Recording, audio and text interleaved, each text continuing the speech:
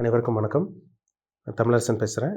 இன்றைக்கி நம்ம இந்த வீடியோவில் எதை பற்றி பார்க்க போகிறோன்னா, கன்னி காலச்சக்கரத்துக்கு 6ஆம் ராசியான கன்னி ராசி நேயர்களுக்கு இந்த வருடம் எப்படி இருக்குன்னு நம்ம பார்க்க போகிறோம். சரிங்களா? அதாவது பார்த்திங்கன்னா, இப்போ உங்களுக்கு குரு பயிற்சி நடந்தது. இப்போ ஜூன் மாதம் 2ஆம் தேதி உங்களுக்கு குரு பயிற்சி நடந்துச்சு. ராசிக்கு 10ல் இருக்க குரு வந்து பார்த்திங்கன்னா, இப்போ ராசிக்கு 11ஆம் இடத்துக்கு வந்துட்டார். லாபஸ்தானத்துக்கு வந்துட்டார். இந்த வருடம் உங்களுக்கு சனி பயிற்சி கிடையாதுங்க. சரிங்களா? டிசம்பர் மாதம் இந்த வருடம் லாஸ்ட்டு தான் உங்களுக்கு 2026 கடைசி பகுதி தான் ராகு கேது பயிற்சி நடக்கும். இந்த வருடம் உங்களுக்கு சனி பயிற்சி கிடையாது. ராகு வந்து பார்த்தீங்கன்னா, உங்கள் ராசிக்கு வந்து 6ஆம் இடத்துல கும்பராசியில் இருக்காரு. 12ஆம் இடத்துல கேது வந்து சிம்மராசியில் இருக்காங்க. 7ஆம் இடத்துல 7ஆம் இடத்துல வந்து பார்த்தீங்கன்னா, சனி இருக்கார். இப்போ வந்து இது கண்டக சனின்னு சொல்லுவாங்க. கன்னிராசிக்காரங்களுக்கு வந்து பார்த்தீங்கன்னா, ஒரு மன உளைச்சல், ஒரு திருப்திகரமான வாழ்க்கை இல்லாமல் இருக்குது. அதேமாதிரி வந்து பார்த்தீங்கன்னா, எவ்வளோ உழைக்கிறீங்க, எவ்வளோ போராடுறீங்க, அதுக்குண்டான நல்ல விஷயம் நடக்குதான்னு பார்த்தீங்கன்னா கிடையாது.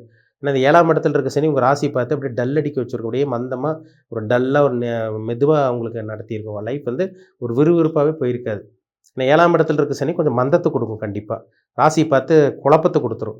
ஹெல்த் ரீதியான பாதிப்பு, உடல் ரீதியான பாதிப்பு, மன ரீதியான பாதிப்பு, உடம்பு பிரச்சனை, இந்த மாதிரி சில பிரச்சனைகள்லாம் வந்து பார்த்திங்கன்னா, சனி கண்டிப்பாக கன்னிராசிக்காரங்க அவங்கவுங்க வயதுக்கு தகுந்த மாதிரி ஒரு சில பேத்துக்கு கொடுத்துருப்பார். இப்போ இந்த வருடம் வந்து பாருங்கள், ராசிக்கு வந்து பார்த்திங்கன்னா, இப்போ அந்த ஜூன் மாதம் 2ஆம் தேதி குரு பயிற்சி நடந்தது. உங்களுக்கு ஒரு மிகப்பெரிய ஒரு ஜாக்பாட்டுன்னு சொல்லலாம். ஒரு யோகமான ஒரு குரு பயிற்சின்னு சொல்லலாம். ஏன்னா ராசிக்கு 11ஆம் இடத்துல குரு இருக்கார். இந்த 11ஆம் இடத்துல இருக்க குரு என்ன பண்ணுவார்ன்னு பார்த்தீங்கன்னா, லாபத்தை மட்டுமே தான் கொடுப்பார், ஃபோக்கஸ் பண்ணுவார். ஏன்னா 10ல் இருக்க குருவை விட 11ஆம் இடத்துல இருக்க குரு ரொம்ப நல்லது.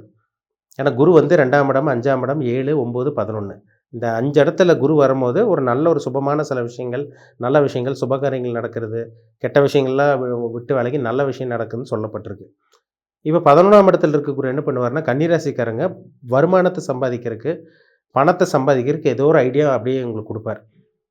ஏதோ ஒன்றுக்கு மைண்டில் அப்படியே ஓடிட்டு இருக்கும். என்ன பண்ணால் சம்பாதிக்க முடியும்? என்ன பண்ணால் லைஃப்பில் செட்டில் ஆக முடியும்? என்ன பண்ணால் அடுத்த கட்டத்துக்கு போக முடியும்? இந்த மாதிரி ஏதோ ஒரு சில விஷயங்களை வந்து நீங்கள் யோசிச்சுட்டே இருப்பீங்க. அதுக்குண்டான தீர்வு உங்களுக்கு கண்டிப்பாக கொடுத்துரும். அதுக்குண்டான ரிசல்ட்டையும் பார்த்துருவீங்க. இது 11ஆம் இடத்துல இருக்க குரு கண்டிப்பாக லாப குருவாக இருக்கிறனால கண்டிப்பாக உங்களுக்கு வேலை செய்யும். அப்போ நிறைய கன்னிராசிக்காரங்க மன உளைச்சலில், பணப்பிரச்சனையில், கடன் தொல்லையில், குடும்ப பிரச்சனையில், ஏன்னா கையில் பணம் இல்லைனாலும் குடும்பத்தில் ஏதோ ஒரு பிரச்சனை வந்துடும். ஏகப்பட்ட சிக்கல் இருக்கும். கடன் அதிகமாக இருந்திருக்கும். இதெல்லாமே உங்களுக்கு இந்த வருடம் நிவர்த்தியாக போகுதுன்னு அர்த்தம். அது இந்த ஜூன் மாதம் வந்து பார்த்திங்கன்னா, நம்ம குறிப்பிட்டு பார்க்குறது என்னென்னா, இந்த ஜூன் 2ஆம் தேதி தான் உங்களுக்கு குரு பயிற்சி நடந்தது. இது நிறைய பாசிட்டிவான சில விஷயங்கள் கொடுத்துரும். அந்த குழப்பத்தில் இருந்ததெல்லாம் அப்படியே கொஞ்சம் கொஞ்சமாக வெளியே வரும். ஏன்னா சனி மேலே குரு பார்வை. இப்போ சனிங்கிற கெட்ட கிரகம், அந்த கெட்ட கிரகத்து மேலே ஒரு நல்ல கிரகம் பார்த்துருச்சுன்னா, அந்த கெட்ட கிரகம் பண்ணக்கூடிய கெடுதலான விஷயங்கள் எல்லாம் அப்படியே கம்மியாயிடும். இப்போ முழுமையாக கம்மியாகலைன்னா கூட அந்த சனி வந்து கெடுக்க மாட்டார். பெரிய இடையூறு, தொந்தரவு உங்களுக்கு கொடுக்காமல் இருப்பார். அதனால் கவலையப்படாதீங்க. கன்னிராசிக்காரங்களுக்கு இந்த வருடம் ஒரு பொற்காலமான ஒரு நல்ல ஒரு வருடமாக இருக்கும். ஏன்னா 7ல் சனி, 11ல் உங்களுக்கு வந்து பார்த்திங்கன்னா குரு, உங்கள் ராசிக்கு 6ல் ராகு, 12ல் கேதுவெல்லாம் பார்த்திங்கன்னா உங்களுக்கு சாதகமான ஒரு அமைப்பாக தான் இந்த வருடம் உங்களுக்கு இருக்குது. 7ல் இருக்க சனி வந்து பார்த்திங்கன்னா, திருமண வாழ்க்கையில் மனக்கசப்பு, திருமண வாழ்க்கையில் பிரச்சனை, கணவன் மனைவிக்குள்ள இல்லற வாழ்க்கையில் பிரச்சனை, கணவன் மனைவிக்குள்ள கருத்து வேறுபாடு, நண்பர்களுக்கு உங்களுக்கு பிரச்சனை, நண்பர்களை வந்து பார்த்திங்கன்னா உங்களை ஏமாற்றியிருப்பாங்க, இல்லை நீங்கள் உங்களுக்கும் நண்பருக்கு ஆகாமல் இருந்திருக்கும், கூட்டுத் தொழிலில் பிரச்சனை, நம்பிக்கை துரோகம், இந்த மாதிரி சில விஷயங்கள் பார்த்த கன்னிராசிக்காரங்களுக்கு இந்த குரு பார்வை சனி மேலே விழுகிறனால கண்டிப்பாக இந்த கூட்டுத் தொழில் சம்மந்தமான விஷயங்கள் இருந்து வெளிவருவீங்க. நல்ல நண்பர்கள் அறிமுகமாவாங்க, இல்லை பழைய நட்பு உங்களுக்கு நீடிக்கிற மாதிரி வரும். இது எல்லாமே இந்த டைமில் உங்களுக்கு நடக்கும். சரிங்களா? அதனால் கவலையப்படாதீங்க. 7ஆம் இடத்துல இருக்க சனி வந்து திருமண வாழ்க்கையில் பிரச்சனை, நண்பர்கள் விஷயத்தில் பிரச்சனை, கூட்டுத் தொழிலில் பிரச்சனை, இந்த மாதிரி சில விஷயங்கள் சங்கடங்கள்லாம் கொடுத்துருப்பார். இதெல்லாமே இந்த குருவோட பார்வை சனி மேலே விழுகிறனால எல்லாத்தையும் அப்படியே தலைகீழாக மாற்றும். அப்படியே எல்லாமே மாற்றிவிடும். அதனால் கவலைப்படாதீங்க. இந்த வருடம் கன்னிராசிக்காரங்களுக்கு சம்பாதிக்கக்கூடிய வருஷமாக இருக்கும் உங்களுக்கு. ஒரு சில பேர் பாருங்கள் நல்ல தொழில் பண்ண போகிறீங்க. ஒரு சில பேருக்கு நல்ல வேலை கிடைக்கும். ஒரு சில பேருக்கு நல்ல வேலையில் இருக்கவங்களுக்கு நல்ல ப்ரொமோஷன், சேலரி இன்க்ரிமெண்ட், சம்பள உயர்வு இதெல்லாமே கிடைக்கக்கூடிய வாய்ப்புகள் உருவாகும்.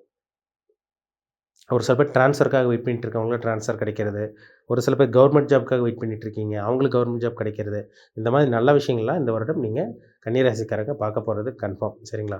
இது உங்கள் ஜாதகத்தில் மட்டும் யோகமான தசாபுத்தி நடந்துருச்சுன்னா, நீங்கள் கொடுத்து வச்சவங்கன்னு சொல்லலாம். சரிங்களா? ஏன்னா இப்போ வான்மண்டலத்தில் வானத்தில் கிரகம் சாதகமாக இருக்குது. பிறக்கும்போது ஜனன ஜாதகத்தில், பிறப்பு ஜாதகத்தில் உங்கள் ஜாதகத்தில் என்ன தசாபுத்தி நடக்குது? இப்போ உங்கள் வயசு என்ன? என்ன பிளானட்டோட இம்பேக்டில் இருக்கீங்க? இதெல்லாம் வச்சு பார்த்தா தான் நம்ம அக்யூரேட்டாக துல்லியமாக சொல்ல முடியும். சரிங்களா? இப்போ வந்து பார்த்தீங்கன்னா, குரு வந்து 11ஆம் இடத்துல இருக்க குரு வந்து பார்த்தீங்கன்னா, இப்போ பணத்தையும் லாபத்தை மட்டுமே கொடுக்க மாட்டார். உங்கள் ஆசையை நிறைவேற்றுவார். நான் ஆசை குறிக்கிற இடம், திருப்தி குறிக்கிற இடம், அதேமாதிரி பிரம்மாண்டத்தை குறிக்கிற இடம் எல்லாமே 11ஆம் இடம் தான்.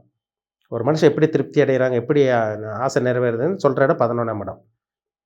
அப்போ அந்த இடத்துல குரு இருக்கிறனால ஆசை நிறைவேற போது, அது இல்லாமல் உங்களுக்கு 2ஆம் திருமணத்துக்கு உண்டான அந்த வாய்ப்பு. இப்போ முதல் மேரேஜ், ஃபர்ஸ்ட் மேரேஜ் ட்ரை பண்ணிட்டு இருக்கவங்களுக்கு முதல் திருமணத்துக்கு உண்டான சந்தர்ப்பங்கள் உங்களுக்கு உருவாகும். ஏன்னா 7ஆம் இடத்த குரு பார்க்குறாரு. அதேமாதிரி வந்து பார்த்தீங்கன்னா, லவ் மேரேஜ் பண்ணிட்டு இருக்கவங்களுக்கு லவ் மேரேஜ் சக்ஸஸ் ஆயிரும் உங்களுக்கு. 11ஆம் இடத்துல குரு இருக்கிறனால 2ஆம் திருமணத்துக்கு உண்டான அந்த வாய்ப்பு உங்களுக்கு உருவாகும். அதனால நீங்கள் லவ் பண்ணிட்டு இருந்தாலும் சரி, ஃபர்ஸ்ட் மேரேஜுக்கு ட்ரை பண்ணிட்டு இருந்தாலும் சரி, 2ஆம் திருமணத்துக்கு மறுமணத்துக்காக ட்ரை பண்ணிட்டு இருந்தாலும் சரி, அதில் நீங்கள் கண்டிப்பாக வெற்றி பார்க்க போகிறீங்க. இந்த நல்ல விஷயங்கள்லாம் உங்கள் வாழ்க்கையில நீங்கள் பார்க்க தான் போகிறீங்க. இதெல்லாம் உங்களுக்கு தடங்கல் இல்லாமல் நடக்கும். உங்களுக்கு வந்து பாருங்கள், சனி வந்து 5ஆம் அதிபதி 7ல் இருக்கார். அந்த பூர்வீக சொத்துல ஒரு சில பேத்துக்கு பிரச்சனை இருக்கும். வில்லங்க அந்த மாதிரிலாம் இருந்தவங்களுக்கெல்லாம் அந்த குரு பார்வை சனி மேலே விழுகிறனால, அந்த பிரச்சனையிலேருந்து வெளிவரக்கூடிய அந்த வாய்ப்புகள் உங்களுக்கு அதிகம். ஒரு சில பேருக்கு இந்த வருஷமெல்லாம் புத்திர பாக்கியம் கிடைக்கும். கன்னி ராசிக்காரங்களுக்கு புத்திர பாக்கியம் கிடைக்கும். அதனால் திருமணம், குழந்தை இதை பற்றி கவலைப்பட வேண்டாம். இது எல்லாமே உங்களுக்கு இந்த வருடம் உங்களுக்கு சாதகமான ஒரு காலகட்டம் தான். சரிங்களா? உங்கள் ராசிக்கு வந்து பாருங்கள், ராகு 6ஆம் இடத்துல இருக்கார். அதனால் எதிரியை வீழ்த்தக்கூடிய அமைப்பு. எப்பேற்பட்ட எதிரி இருந்தாலும், எதிரி இடம் தெரியாமல் போயிடுவாங்க. இல்லை எதிரி நண்பனாக மாறிடுவாங்க. இல்லை உங்களுக்கு பிரச்சனை கொடுக்காம போயிடுவாங்க. இதெல்லாமே ஒரு நல்ல ஒரு பொசிஷனுங்க. கிரக அமைப்புலாம் உங்களுக்கு சாதகமாக இருக்குது. பொது பலன் வந்து பாருங்கள், இது எல்லாமே உங்களுக்கு சாதகமான டைம் தான். அதனால் இந்த குரு பயிற்சி நடந்ததே உங்களுக்கு ஒரு மிகப்பெரிய ஒரு பாக்கியம் வரம்னு சொல்லலாம். ஏன்னா 11ஆம் இடத்துல இருக்க குரு நிறைய கன்னிராசிக்காரங்களை ஒரு பணக்காரனை மாற்றுவார். அடுத்த கட்டத்துக்கு போகக்கூடிய அத்தனை அமைப்பு உங்களுக்கு ஏற்படுத்தி கொடுக்கும். அதனால் திருமணம் கவலைப்பட வேண்டாம், லவ் மேரேஜ் கவலைப்பட வேண்டாம். இதெல்லாம் உங்களுக்கு சக்ஸஸ் ஆயிரும். தொழில் ஆரம்பிக்கணும்னு முயற்சி பண்ணிகிட்டு இருக்கவங்க தாராளமாக நீங்கள் தொழில் ஆரம்பிக்கலாம். அது உங்கள் ஜாதகம் சப்போர்ட் பண்ணிச்சுன்னா நீங்கள் 100% தொழில் ஆரம்பிக்கலாம். அதில் மாற்றமே கிடையாது. வேலையில் இருக்கவங்களுக்கு வந்து பார்த்திங்கன்னா, சம்பள உயர்வு, ப்ரொமோஷன், இந்த மாதிரி சில நல்ல விஷயங்கள்லாம் உங்கள் வாழ்க்கையில் நடக்கும். சரிங்களா? இதெல்லாம் பாருங்கள், ஒரு பாசிட்டிவான அமைப்பாகவே இருக்குது உங்களுக்கு.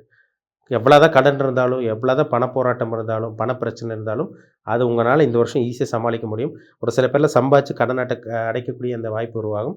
ஒரு சில பேரில் வந்து பார்த்திங்கன்னா, கடன் நிறைய வச்சுருப்பீங்க. அந்த கடன் அப்படியே கொஞ்சம் கொஞ்சமாக கம்மியாகும். ஒரு சில பேர் கடனே அடைச்சிருவீங்க. ஒரு சில பேர் கடனே அப்படியே கடன் சுமையும் அப்படியே உங்களோட பாரமே அப்படியே குறைஞ்ச மாதிரி இருக்கும். இதெல்லாமே இந்த 11ஆம் இடத்துல இருக்க குரு, 7ஆம் இடத்துல இருக்க சனி கண்டிப்பாக உங்களுக்கு ஏற்படுத்தி கொடுப்பாருங்க. சரிங்களா? அதெல்லாம் பயன்படுத்திக்கங்க. கன்னிராசிக்காரங்களுக்கு நிறைய நல்ல விஷயம் நடக்கும்.